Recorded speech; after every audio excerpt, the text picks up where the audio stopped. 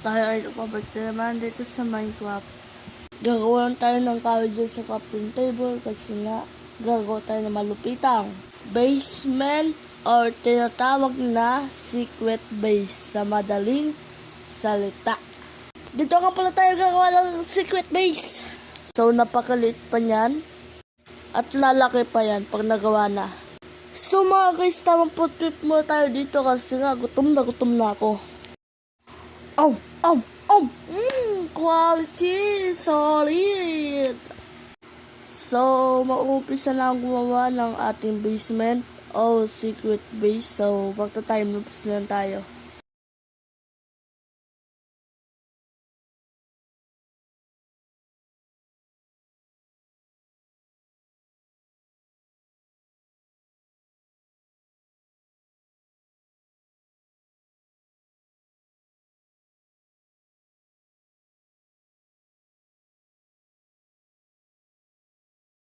So yan, malapit-lapit na matapos, pinapaganda ko na lang.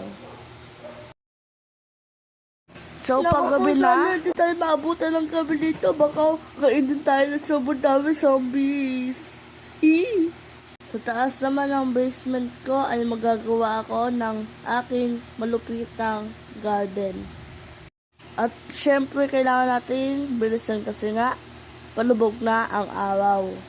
Tamang laoton tayo dito ng sunset. So yan, kinuha ko muna yung chest bilang dagdag din sa laman ng bahay. Ito ang pangatlong laman ng aking bahay. At yan, gabing-gabi na. Sleep na tayo. Good night!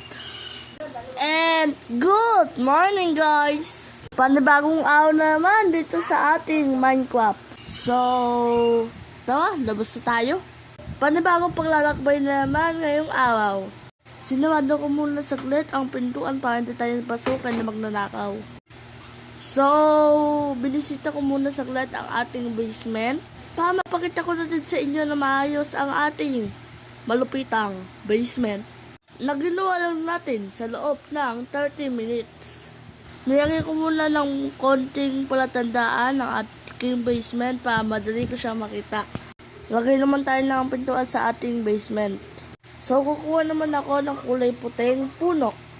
Sa susunod nito ay hindi na ako lalayo sa aking bahay para lang kumuha ng puno dahil mamaya-maya lang ay gagawa na tayo ng malupitang garden! Woo! Ito na nga at magtatalim na tayo sa aking garden.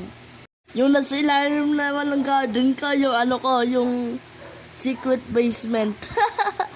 Ang lupit, di ba? Oh, dahan-dahan ka lang kasi nahulog ka tuloy sa basement mo. Sa ngayon, napakalit pa ng garden ko pero papalakayin ko pa yan. Tumubo saan na mabilis yung mga puno ko. So, magtatanim naman tayo ng kulay puting puno sa ating garden. So, let's go na. Oh, shit! Tumubo na yung puno natin.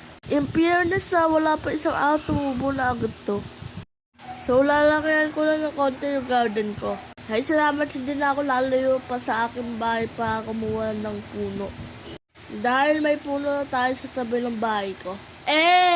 Nagtatanim lang ako ng kulay puting puno at sana tumubo to na mas mabilis pa. So, kinabukasan na nga ito at... Oh, shit! Tumubo na naman! Ang bilis naman! Yes, hindi na ako lalayo pa sa bahay ko para kumuha ng puno! Dahil joke lang, baka sabihin niyo bakla ako, hindi ako bakla. So, lalakayin ko lang ng konti ang aking garden. Mag-time lapse lang ulit tayo.